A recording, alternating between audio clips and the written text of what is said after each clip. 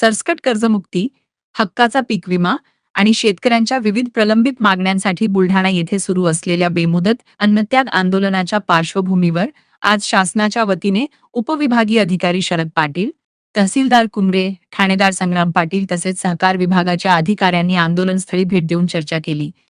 मात्र या चर्चेत शेतकऱ्यांच्या कोणत्याही प्रमुख मागणीवर ठोस निर्णय अथवा समाधानकारक तोडगा निघू शकला नाही.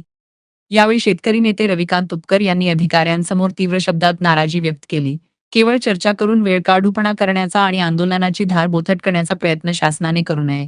शेतकऱ्यांच्या जिव्हाळ्याच्या प्रश्नांवर आता ठोस आणि सकारात्मक निर्णय घेण्याची वेळ आली आहे. शेतकरी आणखी फसवणूक आणि आश्वासनांचे डोस सहन करणार नाही, असे त्यांनी स्पष्टपणे सांगितले. तुपकर म्हणाले की, मला कोणत्याही प्रकारचा मान सन्मान, प्रसिद्धी किंवा सरकारने बोलावून मोठेपणा करण्याची अपेक्षा नाही. माझा संघर्ष हा स्वतःसाठी नसून राज्यातील लाखो शेतकऱ्यांच्या हक्कांसाठी आहे.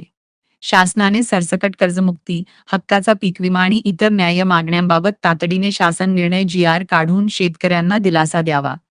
सरकारने मागण्यांबाबत सकारात्मक निर्णय घेतला तर त्याचे स्वागत केले जाईल. मात्र शेतकऱ्यांच्या प्रश्नांकडे दुर्लक्ष करून आंदोलन मोडीत काढण्याचा प्रयत्न झाल्यास राज्यभर तीव्र जनआंदोलन उभे राहील, असा इशाराही त्यांनी दिला.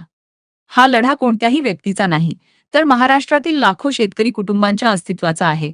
सरकारने शेतकऱ्यांच्या संयमाचा अंत पाहू नये. आता शब्द नकोत, निर्णय हवा. आश्वासने नकोत, न्याय हवा, असे ठाम मत तुपकर यांनी व्यक्त केले. दरम्यान आंदोलनस्थळी शेतकरी, युवक, महिला आणि विविध सामाजिक संघटनांचे प्रतिनिधी मोठ्या संख्येने उपस्थित राहून आंदोलनाला पाठिंबा देत आहेत. दिवसेंदिवस या आंदोलनाला मिळणारा प्रतिसाद वाढत असून शेतकऱ्यांमध्ये शासनाविरोधातील संताप तीव्र होत आहे. क्रांतिकारी शेतकरी संगठन शहर अध्यक्ष, आज जो हमने टायर जलाए स्टैंड के ऊपर, अजंता मार्ग देवल घाट स्टैंड के ऊपर हमने टायर जलाए रविकांत तुपकर के समर्थन में, इसलिए कि वो 2 दिन से अन्नत्याग आंदोलन पर बैठे हुए हैं और सरकार से हमारी ये मांगनी है कि जल्द से जल्द उनसे मिले और आंदोलन के बारे में उनसे जो तो सरकार जल्द से जल्द चर्चा करे.